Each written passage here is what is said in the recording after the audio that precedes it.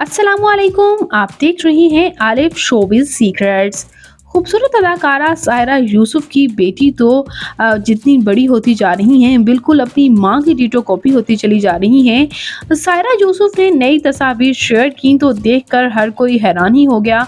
आइए मुकम्मल डिटेल्स जानते हैं। तो उससे पहले अगर आप मेरे चैनल आलिफ शोबिज़ सीक्रेट्स पर नए हैं तो मेरे चैनल को सब्सक्राइब कर दें, वीडियो को लाइक कर दें और बेल आइकन पर भी ज़रूर प्रेस कर दें।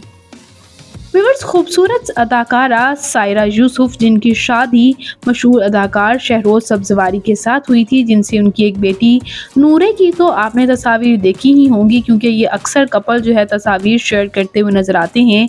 अनफॉर्चुनेटली इनकी डाइवोर्स हो गई और ये अपनी बेटी के साथ सेपरेट हो गई। अपने हस्बैंड से अभी भी एक्स हस्बैंड से अभी भी अपनी बेटी को मिलने देती हैं, जबकि इनके एक्स हस्बैंड ने दूसरी शादी सदफ कमल से भी कर ली है।